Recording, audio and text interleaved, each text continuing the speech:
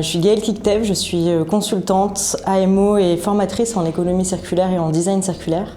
Donc j'accompagne des structures et des porteurs de projets à définir et à mettre en place des stratégies d'économie circulaire.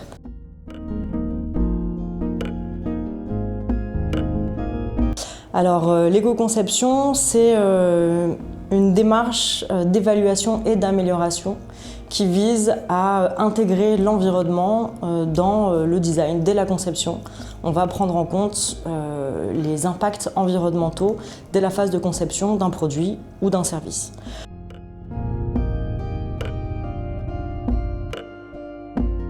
En France, l'éco-conception moderne s'est structurée dans les années 2000, notamment avec un corpus de normes, donc en France et à l'international, les normes ISO 14006 par exemple, pour intégrer l'éco-conception dans le management environnemental des entreprises, mais aussi les normes ISO 14040 pour définir ce qu'est une méthodologie d'ACV, d'analyse de cycle de vie.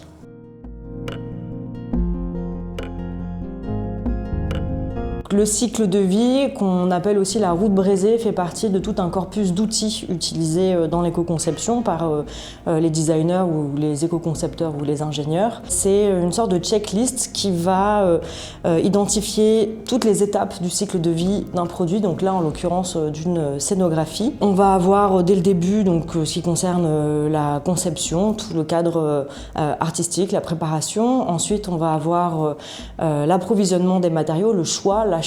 Puis on va avoir une phase de fabrication, transformation du décor. Ensuite la phase de transport, toute la tournée. Et puis en phase d'usage, on a la phase d'exploitation. En fin d'exploitation, on va avoir une phase de stockage notamment. Qu'est-ce qu'on fait de ces éléments-là, de ces décors? Est-ce qu'on est capable de les réemployer, les réutiliser, les réparer? Et puis la fin de vie. Habituellement, on va jeter ces éléments et là, dans les stratégies d'éco-conception, on va essayer dès la conception, dès le choix des matériaux, dès la phase d'assemblage, de transformation, de fabrication, dès le transport, penser des stratégies qui vont permettre de réduire l'impact environnemental à chacune de ces étapes du cycle de vie, mais surtout de faire en sorte qu'il n'y ait pas de déchets.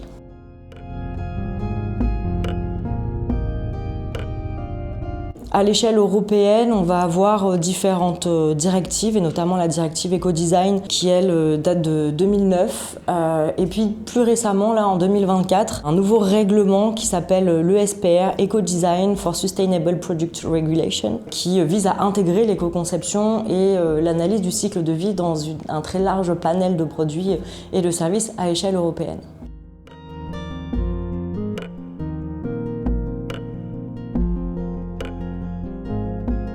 Bonjour, donc Karine Duquesnoy, je suis haute fonctionnaire transition écologique et développement durable pour le ministère de la Culture.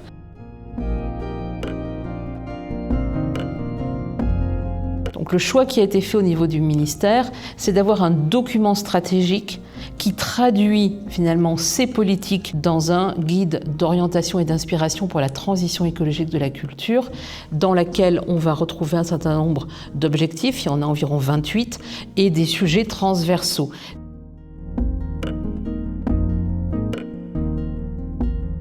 Le CACT, c'est un cadre, c'est d'abord une démarche pour engager finalement ces acteurs dans la transition écologique en leur permettant de prendre des engagements qui vont correspondre à leurs particularités de travail, d'activité.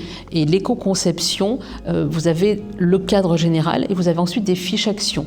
Et dans ces fiches actions, vous avez de mémoire la 5e fiche action qui est consacrée à l'éco-conception.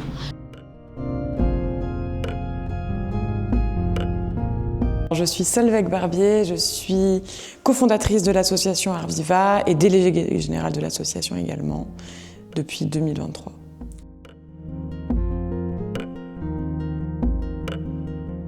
On a créé l'association Arviva il y a 5 ans, en 2020.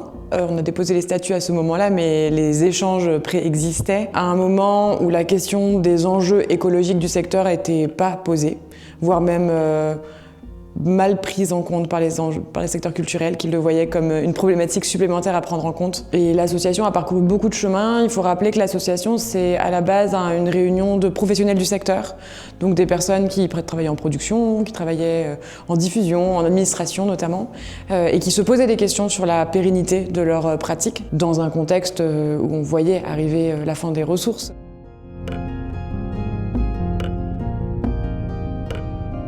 Je pense qu'il y a plusieurs étapes. Encore une fois, c'est vraiment le comité de programmation qui a aussi donné cette idée-là.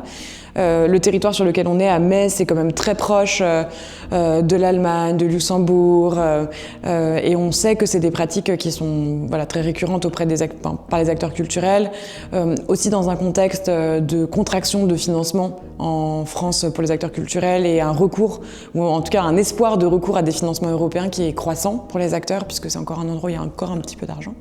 Et aussi, ces financements européens, notamment Europe Créative, Interreg, etc., ont intégré depuis un certain temps des formes d'éco-conditions ou en tout cas des incitations à prendre en compte les enjeux de transition écologique, ce qui fait qu'on a, et on l'a vu ce matin, en fait un ensemble de projets qui existent déjà, qui travaillent à cette question de la coopération sur les territoires et qui doivent normalement prendre en compte ces enjeux écologiques, et que de plus en plus on essaye d'être plus proactif dans la construction de ponts avec des partenaires européens, et on voit aussi qu'au niveau des réseaux européens on a des choses à apporter, et puis on a des choses à apprendre en tout cas.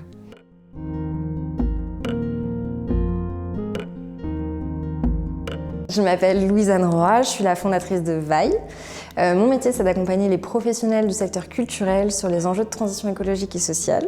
Dans ce cadre-là, j'accompagne le RESAC, donc le Réseau national des ressourceries culturelles et artistiques.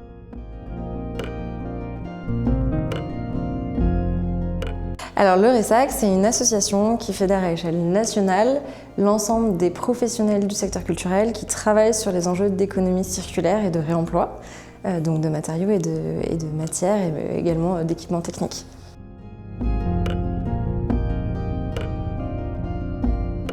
Alors sur le Luxembourg, c'est un cas un peu particulier. Il y a une étude de faisabilité qui a été portée au Luxembourg aussi en 2023, où globalement à 98 voire 99% les structures culturelles du territoire manifestaient un énorme intérêt pour la création d'une ressourcerie culturelle. Il y a l'Allemagne aussi qui est quand même pas très loin, et il y a des projets en fait de se dire comment un projet d'économie circulaire sur un territoire peut aller échanger des flux. On sait que par exemple, la région Grand Est est très orientée sur le textile. Il y a beaucoup d'industries où on va retrouver beaucoup de tissus qui vont chercher une seconde vie. Et donc l'objectif, c'est de se dire, est-ce que sur la région Grand Est, il y a assez de demandes et assez de personnes pour capter ces flux-là et faire en sorte qu'ils soient réemployés, ou est-ce qu'il faut les dispatcher et à quelle échelle? Et donc finalement, peut-être que l'échelle, c'est pas celle de Marseille, parce que c'est très loin, et peut-être que l'échelle, c'est celle du Luxembourg ou c'est celle de l'Allemagne.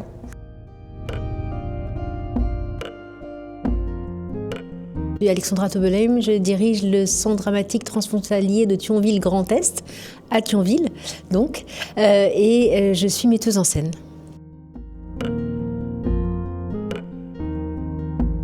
Il y a une vraie volonté de poursuivre cette collaboration transfrontalière avec nos partenaires luxembourgeois et nos partenaires belges. Ça me tient très à cœur parce que je pense qu'on a vraiment besoin que l'Europe continue à vivre au quotidien, et on peut aussi l'incarner dans les projets qu'on peut monter ensemble.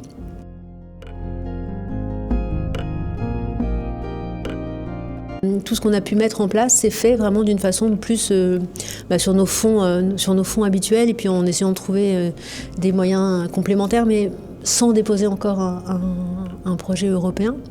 Mais c'est la prochaine étape. Mais ce genre de projet demande beaucoup d'investissement de la part des équipes, et il faut vraiment mesurer l'impact que ça va avoir auprès des équipes qui travaillent et qui sont déjà à flux tendu, puisqu'on a, comme tous les lieux de culture, une activité assez importante et avec des moyens qui sont limités, donc les personnes travaillent énormément au sein des structures. Je suis Matteo Michi, je suis né à Rome et je travaille en fait avec Technoscena depuis 2014-2015.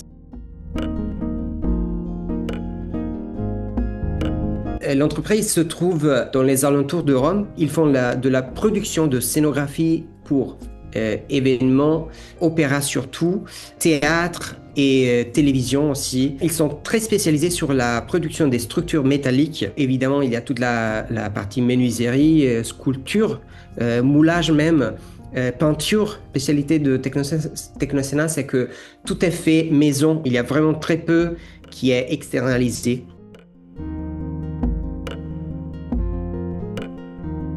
On a vraiment plusieurs collaborations avec la France et on est très content de ça. En fait, c'est un marché très solide et voilà, en ce qui concerne l'art. Avec l'Opéra de Lorraine, je me souviens, je pense que le premier spectacle qu'on a fait, c'était un Rigoletto.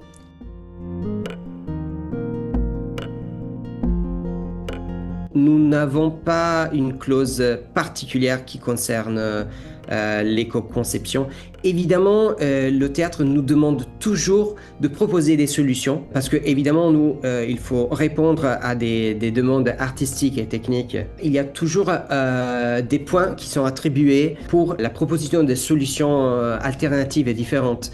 Et là, évidemment, nous, c'est l'endroit où on peut proposer, voilà, on peut suggérer. C'est là où l'éco-conception peut rentrer un peu dans le game.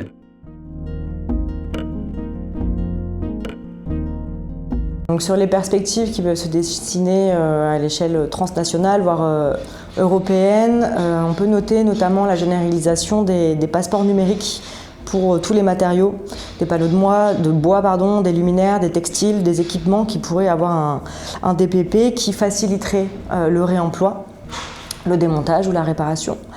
On peut aussi parler d'une harmonisation des labels environnementaux, avec l'Union européenne qui pousse à l'étiquetage commun sur l'empreinte environnementale et la recyclabilité des produits, inspiré évidemment de l'analyse de cycle de vie. Les marchés publics européens aussi, qui vont intégrer petit à petit des obligations d'éco-conception, des directives de marché public, qui pourraient intégrer un pourcentage de matières issues de la réutilisation, des obligations liées à la démontabilité des matériaux, le contenu de matières recyclées, des critères d'analyse de cycle de vie, qui toucheraient directement les institutions culturelles subventionnées, un peu à l'image de ce que fait aujourd'hui la France et le ministère de la Culture avec le CACT, qui oblige les structures culturelles à mettre en place un plan de réduction de leurs impacts environnementaux pour pouvoir bénéficier des aides et des subventions. Un autre point pourrait être la mobilité artistique responsable en développant des cadres européens pour réduire les impacts environnementaux des tournées sur le transport, le conditionnement notamment et la réutilisation des décors.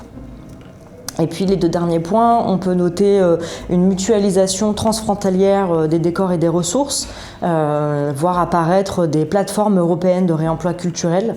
Ça, ce serait des chantiers à venir, déjà en prototype, notamment entre opéras nord-européens. Et puis, enfin, la reconnaissance pan-européenne des compétences en éco-conception. Aller vers des certifications professionnelles reconnues à l'échelle européenne pour les scénographes éco-concepteurs, par exemple, ou des constructeurs circulaires, des régisseurs durables.